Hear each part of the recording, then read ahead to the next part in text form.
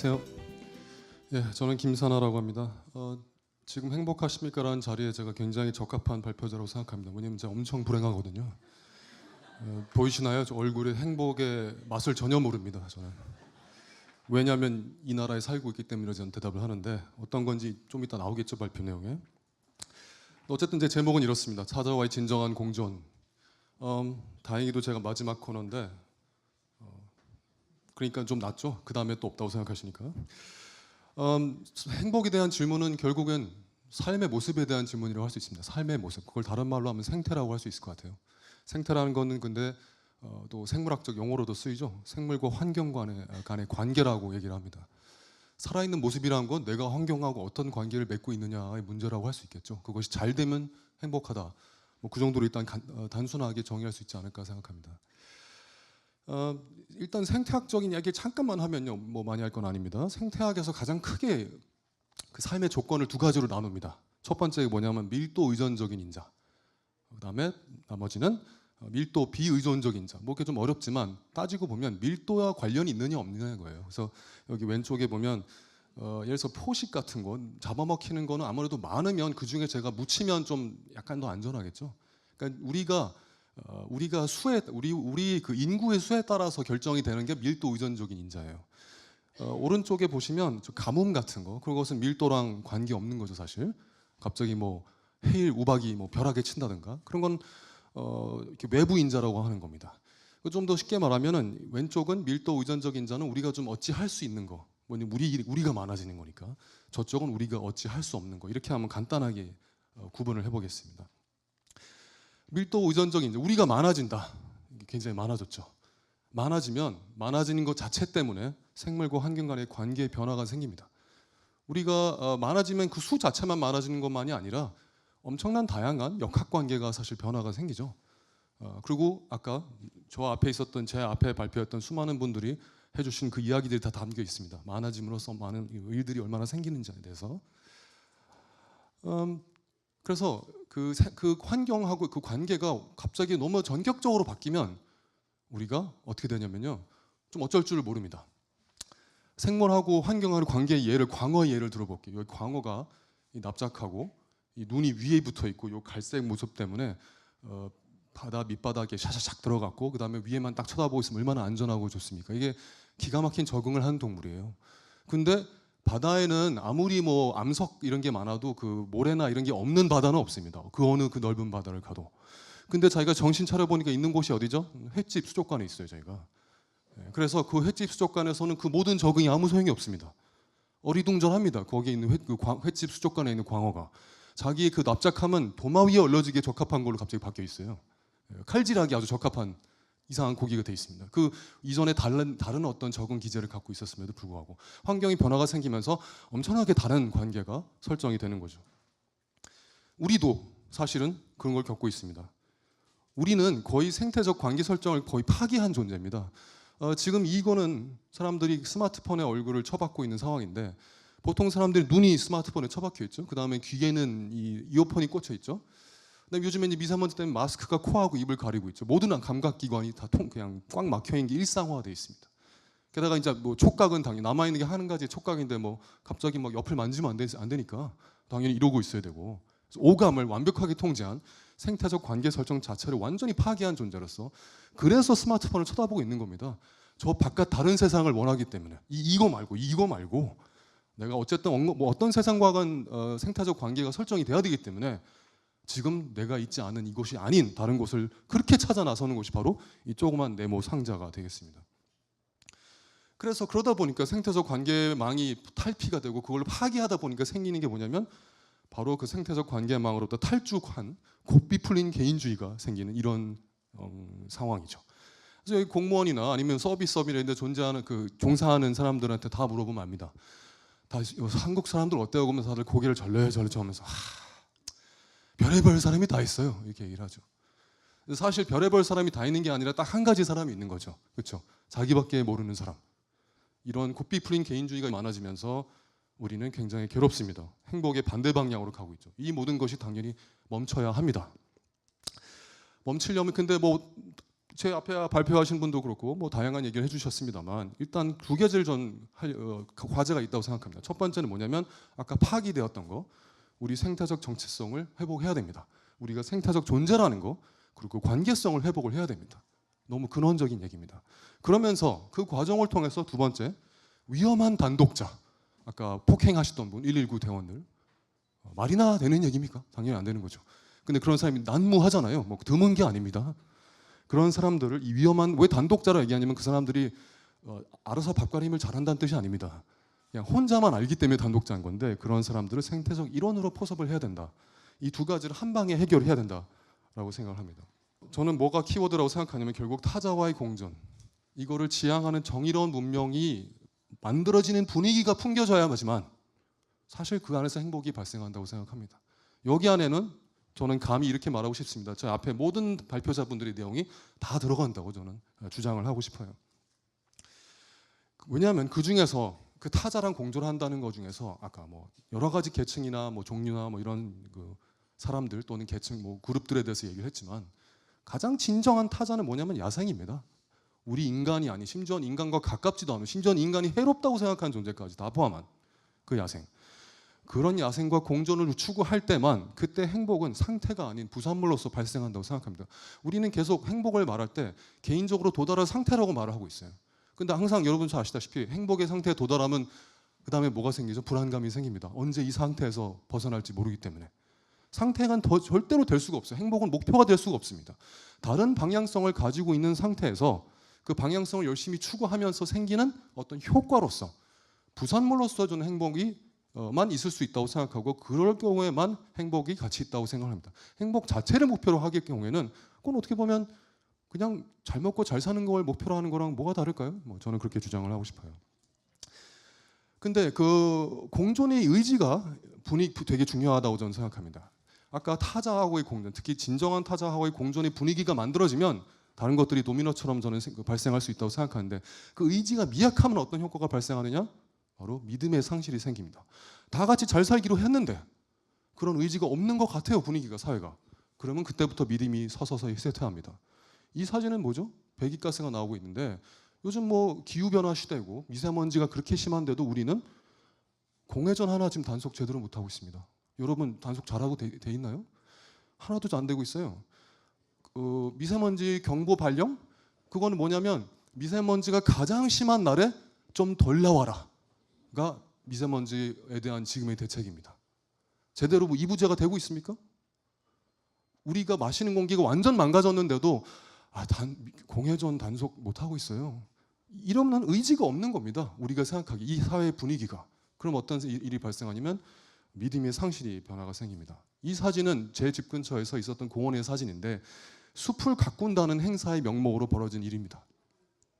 이름이 숲가꾸기라고 써 있었어요. 그리고 나중에 물어보니까 나무들이 태풍에 나중에 쓰러질 수가 있어서 미리 뱄다고 합니다. 나름의 목적은 있어요. 근데 이 정도로 숲을 초토화시키는 것도 숲 가꾸기라는 말로서 통합니다. 그 정도가 통하면 그 웬만한 거에서 다 좋게 이름을 붙일 수 있겠죠. 그렇죠? 이 불안감은 어떤 종류의 불안감하고 연결되는지 제가 어제 맥주집에 갔는데 맥주집에서 갑자기 일회용 잔으로 서빙을 합니다. 그래서 한바탕 싸우고 나왔는데 저는 맥주집에 여러분 맥주집에서 일회용 잔을 쓰는 게 맞습니까? 유리잔을 쓰는 게 맞습니까? 당연히 유리잔이잖아요. 근데 저 아니래요. 어제 그 서빙하는 사람 저보고 약간 미친 사람 취급하면서 당연히 플라스틱 잔 요즘 강남은 다 그렇게 바뀌고 있다면서 뭐 얘기를 하더라고요. 강남이 뭐 강남 스타일이 이 시대의 정답인가요? 뭐 당연히 아닌데. 근데 어쨌든 중요한 것은 저는 안전지대라고 생각했습니다. 맥주집의 유리잔은 안전지대로 생각했어요.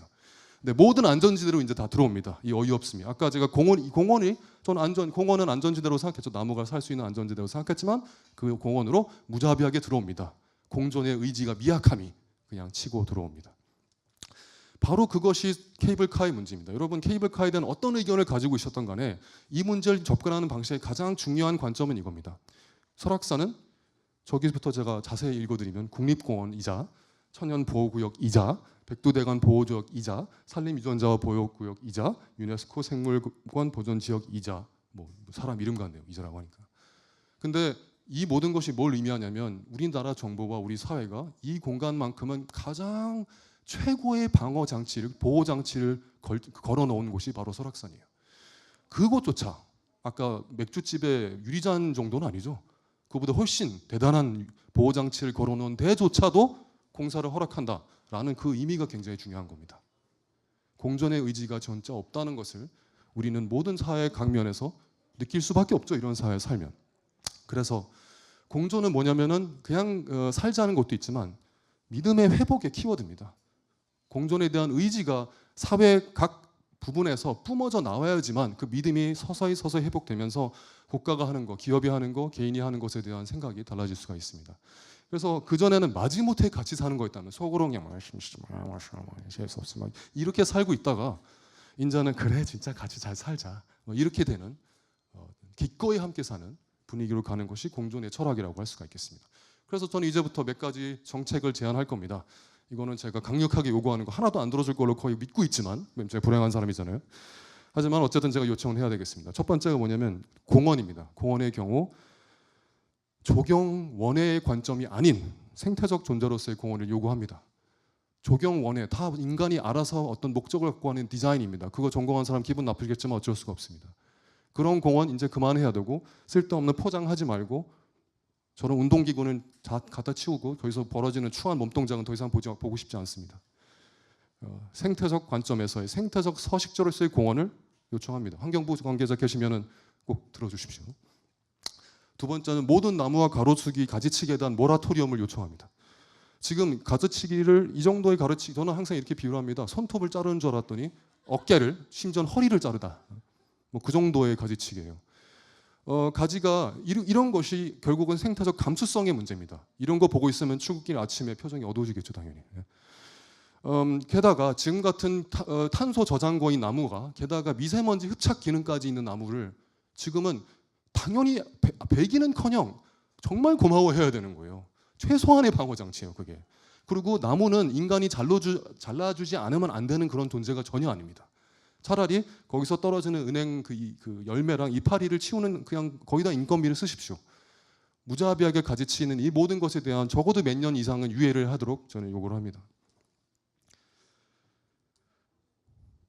자, 자연과 흡연 간의 등가 구도를 폐기하는 걸 요구합니다. 회사 옆에 가보면은 나무가 있습니다. 그 나무에서는 언제나 담배 냄새가 풍깁니다. 안에서 금연된 건 참 좋아요. 근데 왜 나무들이 간접 흡연하는 건 아무렇지도 않습니까? 나무의 그늘을 느끼고 싶은 사람은 반드시 담배 연기에 둘러싸여 있어야 됩니다. 이제 많은 직장인들은 나무만 보면 담배가 땡깁니다. 그냥. 나무와 자연의 흡연이 등가 관계가 된 이 구조 반드시 폐기되어야 합니다. 그 직장인들도 계속 그러다 보면 나중에 그거를 같은지도 모르는 사람이 됩니다. 자, 도시에서 착각과 은둔의 가능성을 제공해야 됩니다. 이 도시에는 그런 게 너무너무 없습니다. 아까 쑥 들어온다고 그랬죠? 맥주집의 유리잔처럼. 아무데나 쑥 들어옵니다. 이것은 모든 것과 관련이 있어요. 그 공간이 제공이 되고 그 공간 안에 착각, 무슨 착각이냐? 여기가 어디지? 한 도시 한가운데 이런 숲이 있었나? 여기 서울 맞아? 이 착각. 자, 두 번째는 은둔. 나 사람들 다 만나기 싫은데 가만히 앉아 있으면 갑자기 와서 얼굴이 좋으신데요, 이런 사람 좀 안 나타나는 거 있죠. 그런 착각과 은둔이 가능성을 저는 제공할 것을 요청과 요구합니다. 동물 착취형 사업에 대한 법률 제정 및 전면 금지를 요구합니다. 이 사진은 뭐냐면 요즘에 성업하고 있는 동물 카페라고 들어보신 적이 있는지 모르겠는데 여기에 있는 불쌍한 너구리의 사진입니다. 얘가 왜 여기에 올라와 있는지 아십니까? 요 밑에 하도 다른 동물들, 특히 개가 내려가기만 하면 못 살게 물어뜯고 막 그래갖고 상처가 난 상태에서 저 위에서 웅크리고 있어요. 괴로우니까요. 얼마나 불쌍합니까? 안전한 게 요 사다리 위 하나입니다. 이 주인한테 저희가 하지 말라 그랬더니 얘가 좋아서 올라가는 거예요. 이렇게 얘기를 합니다. 당연히 이게 좋아하는 표정 같습니까? 여러분 저랑 비슷한데 지금. 그래서 이 동물 카페는 OECD 국가 중 한국과 일본에만 존재하는 겁니다. 그 얘기는 뭐냐면 일본은 일본이 한다고 잘하는 건 아니지만 세상에 딴 데는 전혀 있지도 않은 개념이에요. 동물보호법, 야생동물법, 동물원법이 있는데 동물법은 죽거나 고의로 상해 입혀야지만 학대로 인정을 하고 저렇게 아까 너구리가 혼자 24시간을 거의 아주 좁은 데서만 보내야 하는 경우는 또 해당이 안 돼요. 야생동물법, 멸종위기종 아니면 거의 지구상에서 사라지기 직전이 아니면 전혀 해당이 없습니다. 동물원법 10종 50개체 이하에서는 제재 대상에서 제외가 돼 있어요. 이 모든 법에 대해서 갖고 있는 동물에 대한 해당되는 이 법이 3개인데 해당되는 게 없으니까 그냥 카페에서 누가 봐도 당연한데 야생동물을 갖다 그냥 그렇게 하고 있는데 아무런 법적 장치가 없으니까 그 사람들은 합법적 사업을 하고 있어요. 지금 구멍 중에 완전한 구멍이다. 바람 슝슝 날리는 구멍이에요. 근데 이 당국에다 우리가 아무리 전화하고 요청을 해도 법이 뭐 이런데 이렇게 합니다. 법 제정 반드시 돼야 됩니다.